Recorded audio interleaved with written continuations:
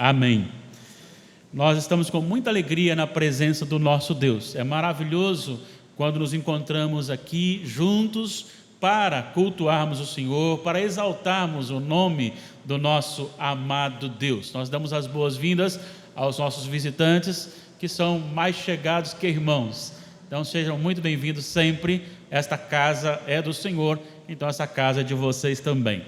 Eu quero fazer menção que nós temos irmãos participando através aí da transmissão e que carecem da nossa oração. E nós estaremos neste momento fazendo um momento de oração, de intercessão por aqueles que estão enfermos. Nós não citaremos os nomes, mas incluiremos aqueles que pediram as nossas orações. Vamos orar ao nosso Deus. Pai bendito, nós nos colocamos diante de Ti em oração e no nome de Jesus Cristo, a única possibilidade que temos de nos aproximarmos de Ti. Graças Te damos porque temos essa grande bênção. Pedimos-Te, Pai, que atenda agora os anseios do nosso coração, pois há muitos irmãos nossos que estão, Pai, enfrentando problemas, adversidades, aflições, e são causados por enfermidades e outras circunstâncias. Nós queremos pedir as Tuas bênçãos. Tu conheces cada um, ó Pai, que carece de Ti na área da saúde. Tu sabes, ó Deus, aqueles que precisam de bênçãos na área do relacionamento familiar e em outras áreas também. Que o Senhor nos abençoe ricamente, em nome de Jesus. Amém. Vamos abrir nossas Bíblias. Então, no último trecho aí do capítulo 36 de Ezequiel, hoje do 33 ao 38. Ezequiel 36, 33 a 38.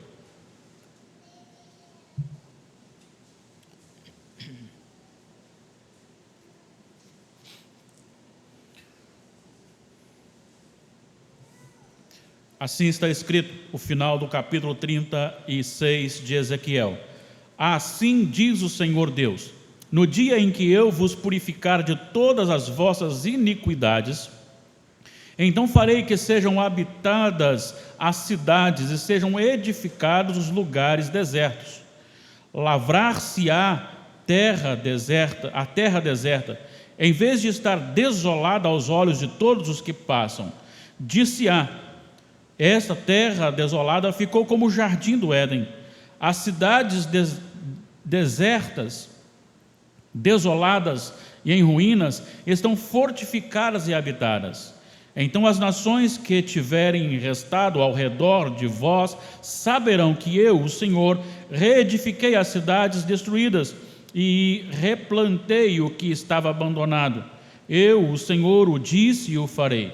Assim diz o Senhor Deus: ainda nisto permitirei que seja eu solicitado pela casa de Israel, que lhe multiplique eu os homens como um rebanho de santos, o rebanho de Jerusalém nas suas festas fixas. Assim as cidades desertas se encherão de rebanhos de homens e saberão que eu sou o Senhor. Nós já oramos pedindo a direção do Senhor, a iluminação e as bênçãos para a interpretação fiel e também a exposição. E que a graça do Senhor esteja com o nosso coração, de tal maneira que sejamos edificados mais uma vez neste culto com a palavra do Senhor. Tudo na vida envelhece, tudo na vida acaba e precisa de uma reforma. A gente constrói uma casa e no momento que a gente construiu, o modelo é novo, a construção é nova, então nós achamos muito bonita. Aqueles que passam também, ou a maioria, passa e vai dizer: olha que construção linda. Mas com o passar do tempo, não só o próprio tempo toma a iniciativa da deterioração daquela casa construída, como também o modelo vai ficando meio ultrapassado, e daí a pouco então passa a ser uma coisa tão antiga e velha e precisa ser reformada.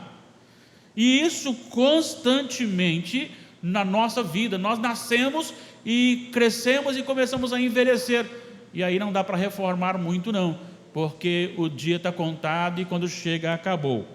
Mas a reforma efetuada pelo Senhor é uma reforma perfeita. E se Ele constrói, e se Ele faz, é muito bom. O homem, com o pecado, deteriorou a construção perfeita de Deus. Ainda assim, Deus está restaurando, e a restauração do Senhor é perfeita. Nós estamos chegando no final do capítulo 36, e há uma proposta que eu escreva esses sermões e faça um livretinho deste capítulo 36.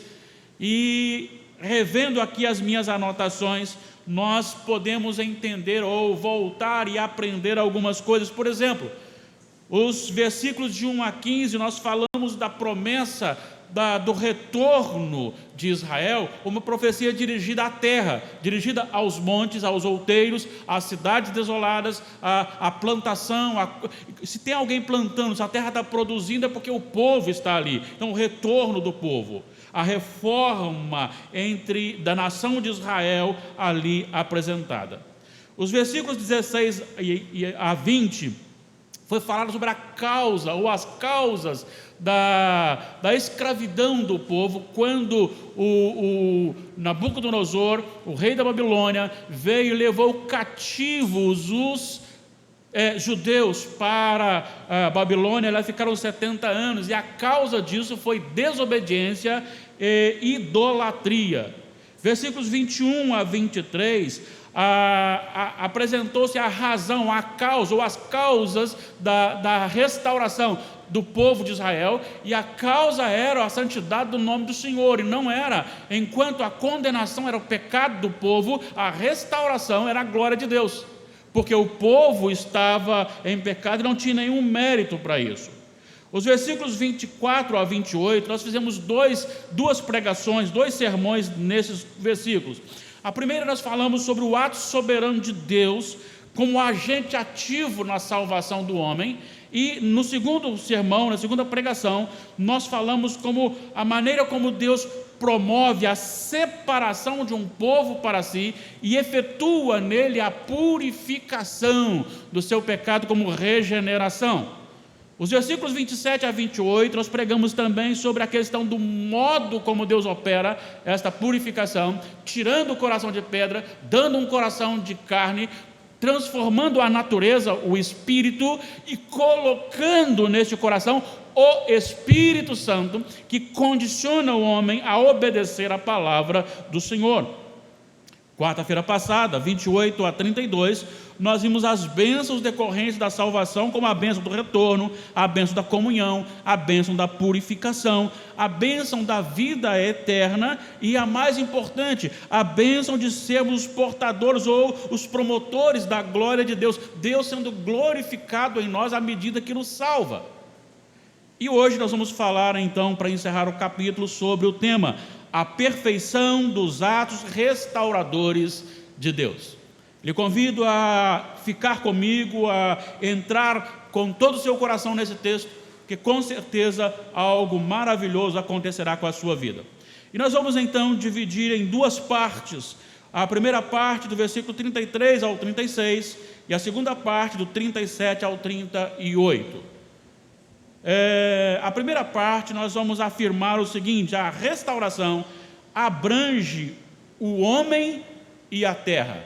Por isso, há uma perfeição não só no ato, mas na abrangência. A restauração abrange o homem e a terra. É muito interessante observar aqui, eu preciso voltar com você nisso aqui, antes de falar dos feitos, porque o profeta inicia o versículo 33 dizendo: assim diz o Senhor Deus. Esta expressão, ela é muito significativa para nós. E eu posso afirmar com toda a segurança que o que alegra o nosso coração, a convicção que temos desta restauração, não está simplesmente na promessa, mas naquele que prometeu. Porque é o Senhor que prometeu, é Ele que fez a promessa, é Ele que age, é Ele que mandou falar. E vou dizer uma coisa: existem muitos que se levantam em nome de Deus, fazem profecias em nome de Deus, e Deus não falou aquilo que mandaram falar. Mas aqui não, aqui Deus mandou, e aquilo que Deus manda falar, Deus cumpre.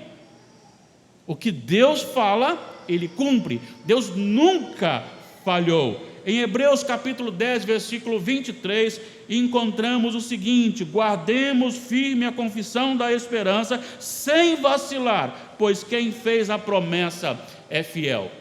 Eu preciso frisar bem isto, porque Israel tinha uma promessa direta de Deus, mas como nós temos aprendido aqui neste capítulo, ali era só um ponto de partida para apontar para o ato magistral de Deus na vida da igreja do Senhor.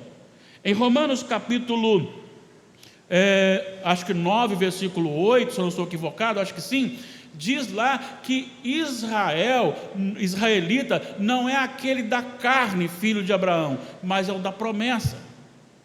E mais tarde Paulo vai dizer que, ou antes do capítulo 2 de Romanos, ele vai dizer que o circunciso, na verdade, de verdadeiro israelita, é aquele que é circuncidado no coração. Então não tem a ver muito com o que faz no externo, mas o que faz no interior. Então a igreja é o Israel de Deus hoje. A igreja é o Israel espiritual. Então essa palavra do Senhor, dirigida à nação de Israel, para a restauração do cativeiro de Babilônia, também ela é dirigida à igreja como aquilo que vai restaurar a igreja. E é muito importante porque a palavra de Deus, ela é anunciada como a palavra do Senhor, e ela não é sobre o achismo. Hoje nós temos visto muitos líderes religiosos dizendo: eu acho que deveria ser assim. Vivemos aí uma ideologia do politicamente correto, quando nós convivemos com todos os tipos de adoração, como se fossem tudo de um modo só, aprovados por Deus, sendo que não são. É necessário que realmente o Senhor, eu não posso achar, é a palavra que diz, é a palavra que condiciona, é a palavra que ordena, é Deus que ordena. A restauração, agora diretamente falando, ela envolve a purificação total do coração do homem. Isso aqui nós já tratamos mais no início, mas eu preciso usar, se Deus colocou no final, repetindo isto algumas vezes, é porque isto é profundamente essencial para a nossa vida. A purificação, ela tem dois atos importantes. Primeiro, envolve um ato de libertação, assim como a libertação do cativeiro da Babilônia, também nós somos em Cristo libertos do imperador das trevas. E é muito importante entender isto, pelo fato de que tem muitos crentes atribuindo os seus pecados a Satanás, dizendo que eu caí porque Satanás me fez cair. Vamos lembrar que primeiro nós fomos libertados. Paulo, eu cito sempre nos meus sermões esse versículo de Gálatas capítulo 1, versículo 4, vai dizer que Cristo nos desarraigou deste mundo. Paulo, também escrevendo aos Efésios, capítulo 2, ele diz que ganhamos vida, fomos ressuscitados. Antes éramos escravos do pensamento, escravos deste mundo, escravos de Satanás, mas agora nós somos filhos de Deus pela graça, e fomos colocados então, assentados juntamente com Cristo nos lugares celestiais.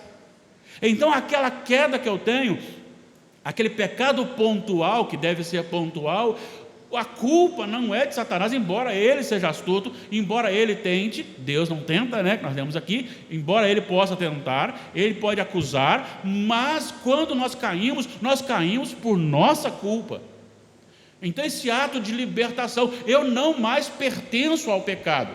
Em Romanos capítulo 6, o apóstolo Paulo, ele, ao encerrar o capítulo 5, e ele fala assim: onde abundou o pecado, 5:20, superabundou a graça. E ele começa o capítulo 6 dizendo assim: permaneceremos no pecado para que seja a graça mais abundante? Já que onde há muito pecado, há muita graça, então se eu pecar muito, eu recebo muita graça. Então, para responder isso, ele diz: de modo nenhum. E a expressão ali é muito mais forte. É Deus me livre, até de certa forma meio agressivo. De jeito nenhum. Como nós podemos viver para o pecado, nós que para ele morremos?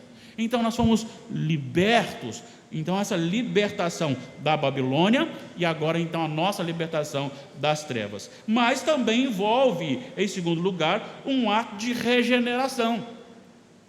Porque o povo foi trazido e foi condicionado em Jerusalém, na região onde os judeus estavam.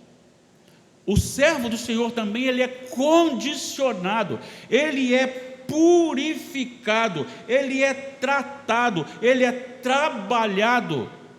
As suas vontades são movidas pelo Espírito Santo. Nós já vimos isso no capítulo 36. A vontade nossa agora, ela é condicionada pelo Espírito Santo.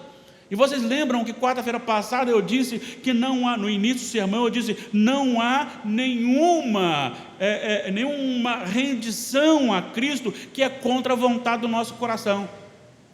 Eu vou a Cristo, eu aceito a Cristo porque eu quero aceitar a Cristo, mas a questão está, eu só quero aceitar a Cristo porque Ele me fez nascer de novo, porque o Espírito me deu vida, porque o Espírito purificou o meu coração. Se você pensar num ato de libertação sem purificação, não vai resolver, porque o pecado que nós cometemos, um só cometido é suficiente para nos condenar, principalmente que cometemos até agora. Então é necessário que haja um novo nascimento, é necessário que haja um coração novo posto em nós, tirado o coração de pedra. A restauração não envolve somente o homem na purificação, mas envolve também a terra. Versículos 34 e 35 dizem isso. As cidades habitadas, os desertos edificados, restauração, vida, terra trabalhada, plantada e produtiva, com ausência de praga, livre da maldição. E é muito interessante observar isso, porque a queda não só trouxe problema para o homem no sentido de corpo físico, emoção, mas também trouxe problema para a terra. A terra foi amaldiçoada por causa do pecado de Adão. E quando Deus Cristo, Deus o Filho, se manifestar na consumação, quando Deus restaurar plenamente o coração do homem, porque embora há uma purificação em nós, mas ela é crescente, mas um dia nós estaremos então totalmente purificados e isentos do pecado. Neste momento a terra também será purificada. E olha o que diz Paulo quando escreve aos Romanos, capítulo 8, versículos 19 a 21.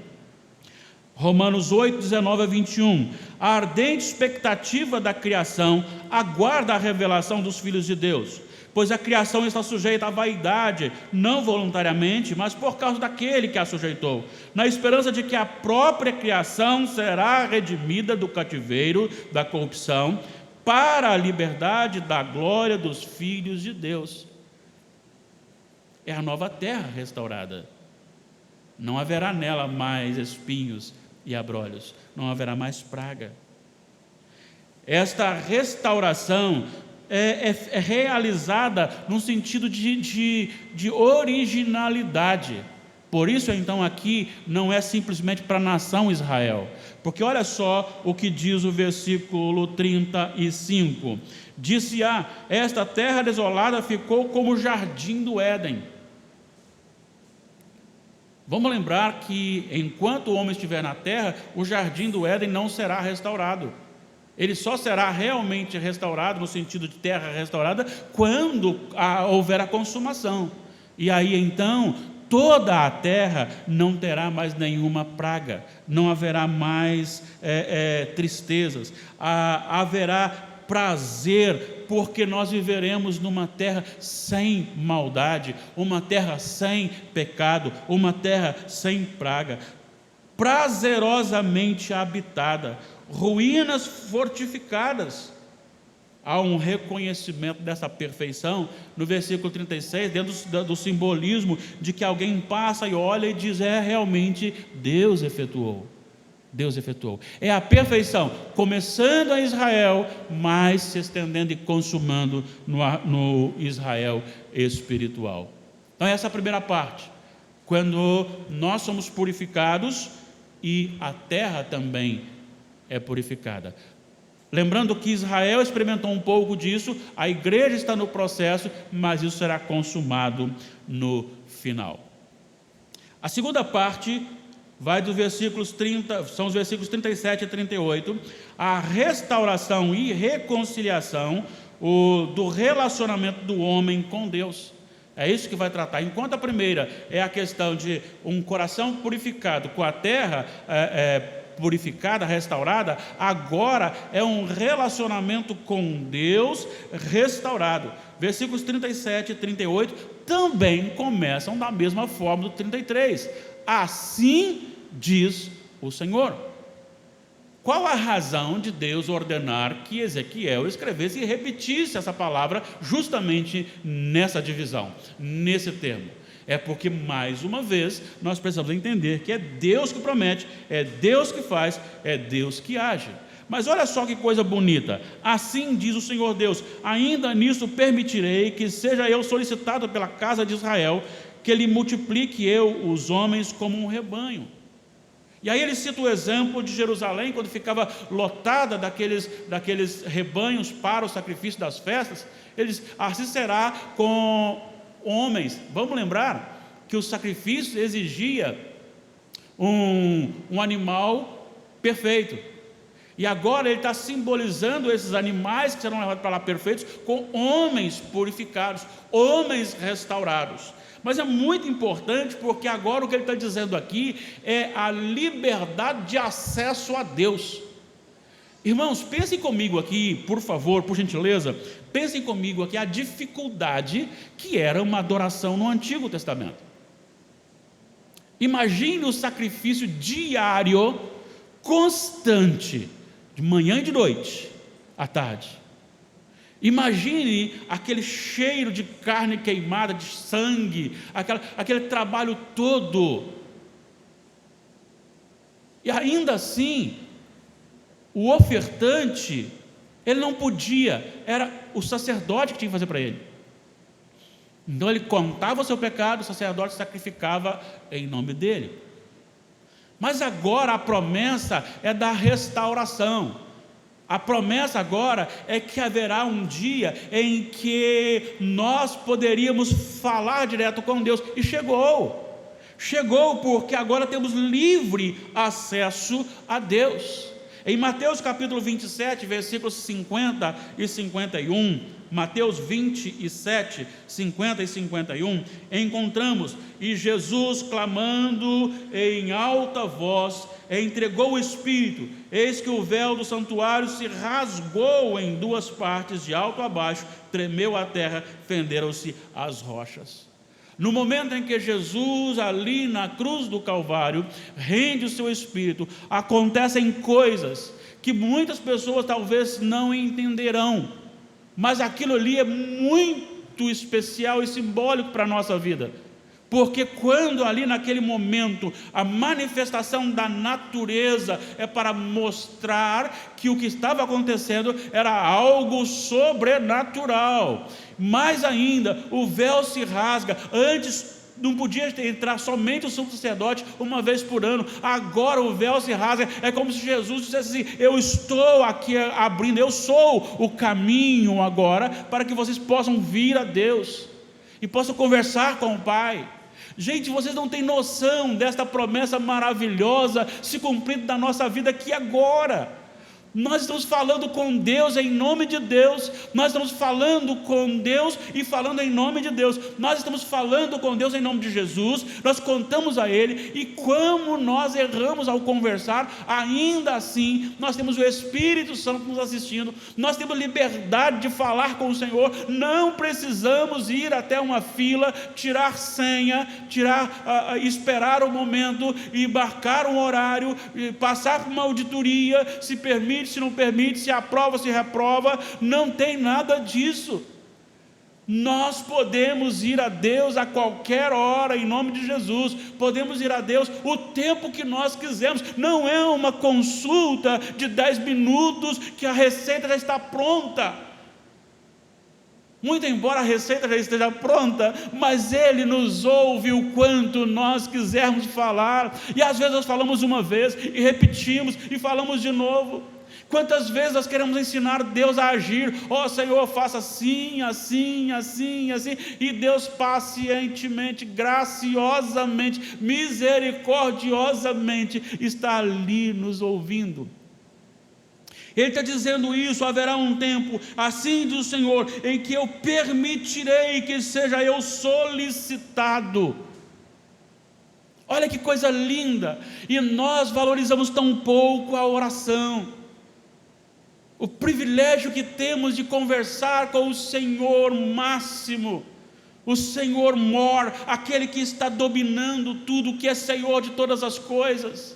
E aqui você pode clamar por Israel. Não só Israel tinha essa oportunidade de falar através do seu povo, mas aqui implica e aponta para este momento: Cristo na cruz, o nosso mediador. Agora temos livre acesso a Deus, em nome de Jesus. Eu queria que na sexta-feira, na oração, nós tivéssemos um grupo gigantesco aqui, a ponto de ter que subir, dividir nas salas, por causa da aglomeração, não pode aglomerar, então vamos dividir um pouco em cada sala, porque a igreja que ora é uma igreja vencedora.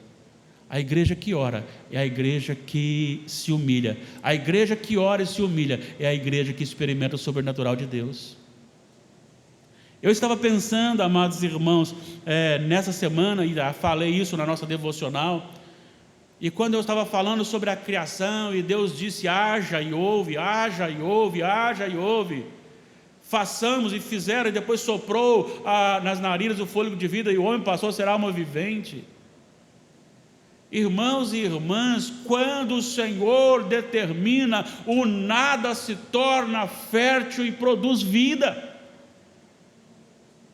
Quando o Senhor manda, as coisas acontecem. E nós temos o privilégio de conversar com esse Senhor Todo-Poderoso, que tem a nossa vida na sua mão, que tem a nossa história na sua mão. Nós podemos contar a Ele os nossos medos, nós podemos clamar por auxílio, por proteção, por alegria, e Ele está pronto a nos ouvir. Ele nos dá essa oportunidade. Nós podemos buscar o Senhor, assim como Israel poderia buscar ali na restauração. Nós podemos buscar com muito mais intensidade hoje. O povo obterá as petições, elas serão atendidas num relacionamento próspero. Olha o que ele diz: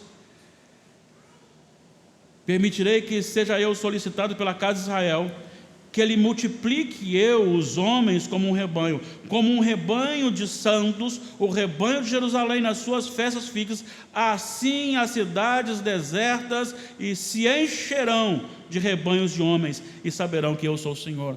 Ele atenderá, Ele ouvirá, Ele ouve a nossa oração. Um povo próspero, íntimo, multiplicado, um rebanho santo do Senhor.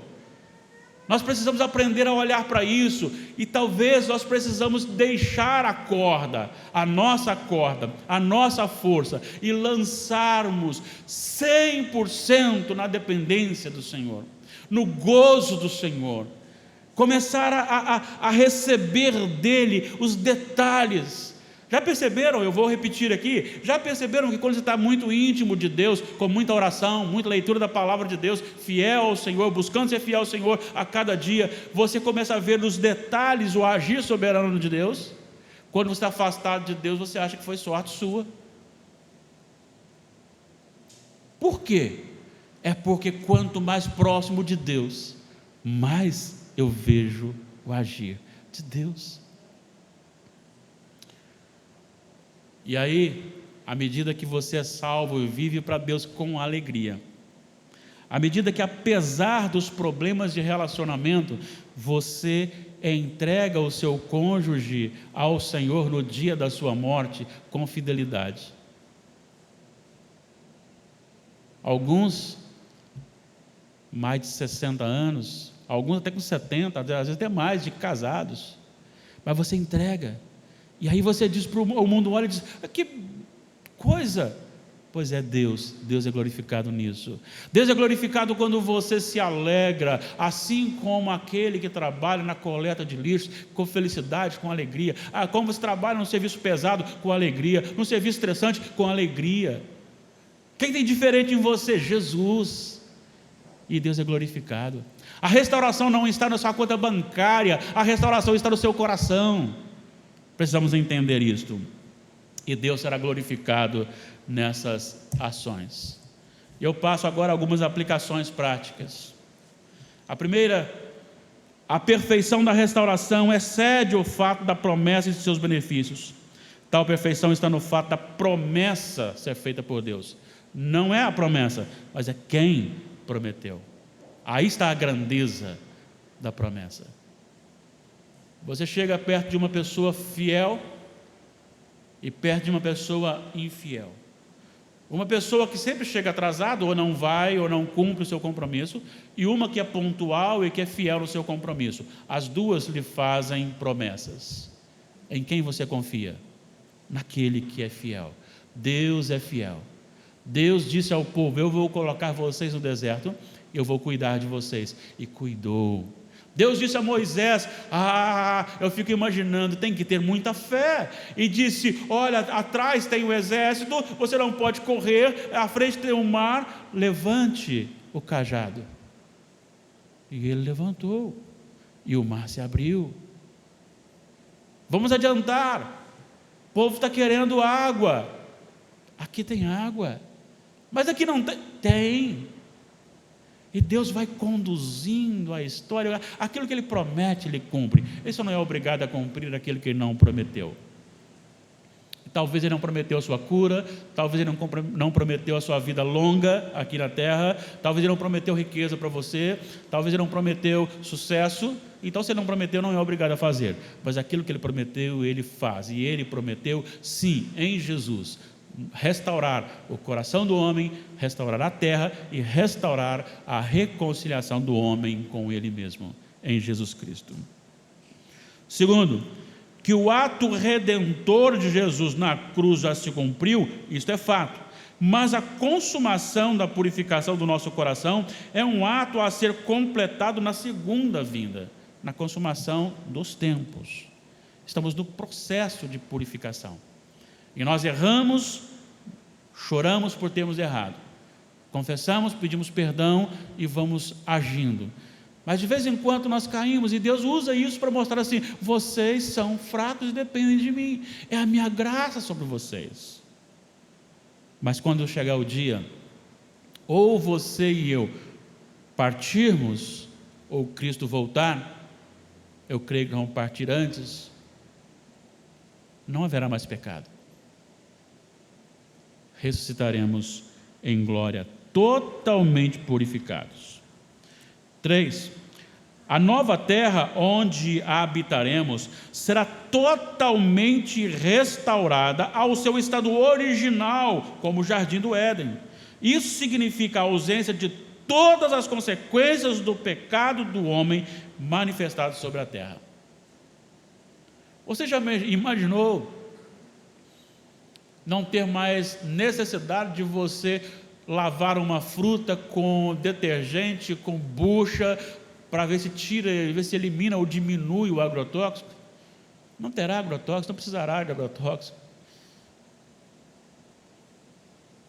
Tenho que visitar. Não precisará do médico. O símbolo da saúde, da vida próspera, é a folha da árvore da vida, às margens do rio, que sai debaixo do trono. Significa que nós não teremos enfermidades, nós não teremos pecado, e a terra não terá esta maldição, porque ela será redimida. 4. O que nos aguarda excede em muito a todos os benefícios decorrentes da restauração no aspecto corpo, material, terra. Estamos falando de comunhão plena e íntima com Deus e de um relacionamento perfeito do dependente com o provedor. Nisso temos todo o contentamento que hoje nos é impedido por causa do pecado. Sabe, ainda que nós tenhamos a alegria da salvação, de vez em quando você passa por tristeza, aborrecimento, você fica fraco, você precisa voltar, precisa começar de novo, aí você fica bem com Deus, daqui a pouquinho você está mais... E aquelas dificuldades, mas lá não. Lá terá um momento em que nunca mais perderemos a alegria da salvação. Nunca mais diminuiremos a alegria da salvação, o contentamento e a comunhão com Deus, a alegria no Senhor. 5, para encerrar, diante de tudo que nós acabamos de ouvir, você ainda quer continuar como um crente fraco, flertando com o pecado? Entregue-se plenamente ao Senhor e deleite-se já do gozo de sua comunhão. Sabe, nós vivemos talvez um momento de cansaço espiritual por falta de uma entrega total nossa. Volto a falar, quanto mais eu me aproximar de Deus, mais alegria eu terei no Senhor. Eu não estou dizendo que terei nas coisas do Senhor, eu estou dizendo no Senhor. Nós teremos uma visão parecida com a dos nossos irmãos que estão fora e que se alegram por serem achados dignos de sofrer por Cristo. Hoje mesmo ouvimos de alguém que foi preso e mandou um recado: olha, graças a Deus eu fui preso, porque tem um bom sinal, né? Por perseguição, né? Claro, né? Perseguição ao Evangelho, né? Ele foi preso por estar pregando o Evangelho. E eu estava falando aqui de manhã com os nossos irmãos e irmãos aqui. O Brasil, se o filho morre, você culpa Deus. Se a saúde vai embora, você desanima e fica brigando com Deus. Imagine se viesse uma perseguição. Que igreja fraca é a igreja brasileira. Mas também ela foi treinada a ficar buscando as coisas de Deus e não Deus das coisas. Nós precisamos amar o Deus das bênçãos, independentemente daquilo que recebemos. O que Paulo disse: orei 3 vezes para que Deus me tirasse o espinho da carne. E por 3 vezes ele me respondeu: determina e a enfermidade vai embora? Não vou fazer. Apenas vou te dar resistência, graça, para você se manter fiel em meio a essa dificuldade, essa aflição. Que capítulo espetacular é este!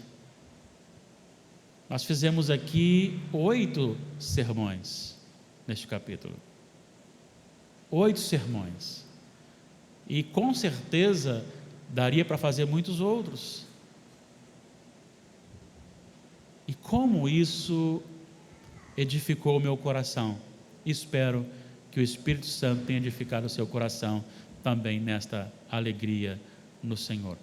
As promessas são para Israel? Sim. A restauração era do cativeiro? Sim. Mas ali era só um tipo, apontando para o Israel espiritual, para a restauração e a nossa salvação. Que alegria, que bênção, como é maravilhoso estar no Senhor. Convido os nossos irmãos que puxem o nosso amém tríplice, por favor, alguém aí. Vamos colocar em pé e vamos orar ao Senhor.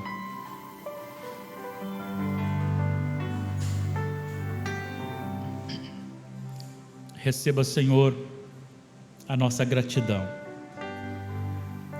Estes sermões, essas meditações feitas aqui neste capítulo, Senhor Deus, muito nos enriqueceram, porque o Teu Santo Espírito, ó Deus, confortou o nosso coração, nos desafiou, nos humilhou, mas também, ó Pai, nos restaurou. Aguardamos novo céu e nova terra, onde o mar já não existe, onde já não há mais dor, não há mais tristeza, não há mais luto, não há mais pranto. Ah, Senhor, o mais importante é que nós estaremos frente a frente com o Senhor. Veremos a Tua glória e veremos a face de Jesus. Ah, como ansiamos por este dia. Maranata, ora vem, Senhor Jesus. Bendito seja o Senhor para todo sempre. Em nome de Jesus, recebamos a bênção. Que a graça doce e sublime de nosso Senhor e Salvador Jesus Cristo, o Senhor desta igreja, o amor de Deus Pai Todo-Poderoso, a comunhão, as ternas consolações do Espírito Santo, sejam conosco aqui reunidos, sejam com todo o povo de Deus, hoje e para